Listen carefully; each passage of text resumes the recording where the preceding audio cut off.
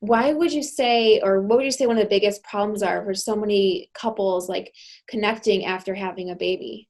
So one part of it is like time. You don't have the time that you used to have before. Suddenly, you have to bathe the baby, feed the baby, change the baby, wake. You're not sleeping as much because of the baby. So there's just all those responsibilities in terms of time. There's also that feeling where you're feeling no me time. And then there are parts where one partner can feel like they're doing more than the other partner. Another factor that pops up, and I think we're going to maybe talk about this a little soon, is the maternal gatekeeping can be a factor that can make the dad feel defeated, or partner, if it's not a dad, but one of you is more of the primary mom. And then the way that that makes your partner feel defeated and then affects their connection with the child and also their connection with you.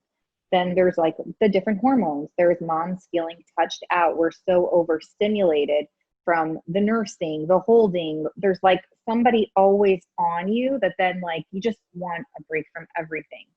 And those are all normal things that happen. And there are ways to work through them. But a lot of times we don't know that. We don't know what to do. We're at a loss of what to do. We want answers, but we don't have them. And so we're just frustrated.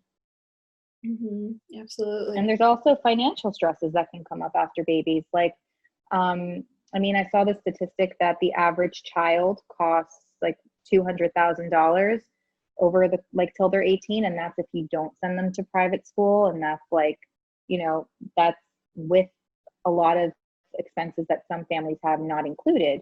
So there's that financial burden. There's one partner feeling like they need to work more, or both partners needing to work. And then they've done studies that moms, even when moms and dads are both working, the moms tend to be doing a lot more of the household chores. And that even when the mom is the primary breadwinner, if she's making more than the dad, she's still the one with more of the tasks, which can make them a little resentful. So there's all these like different factors that come into play that can affect the relationship. Kind of going off the cuff here, but what do you recommend for a couple that you're saying is, maybe the wife's the primary breadwinner and they're both working? How do you split tasks or different chores around so that each person's kind of happy, or how do you communicate that? Well, that's just it. You have to have good communication. So don't just expect they're going to obviously do this because I'm doing this, or they're going to see that I'm doing this, so they're going to chip in doing this. You have to like sit down together and come up with, okay, these are the things that have to get done. This is what I'm going to do. This is what I'm going to need you to do. And if you come to that conclusion that you can't each do those things that you're hoping to, then get help if you can. Like there's always ways to try to get help.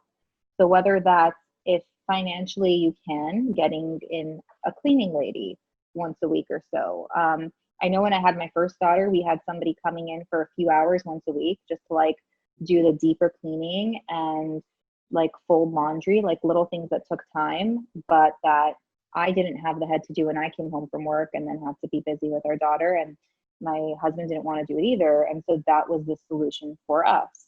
And then, as she got older, I had this person come for a few hours on a second day just because there's more to do in the house. And that's what worked for us.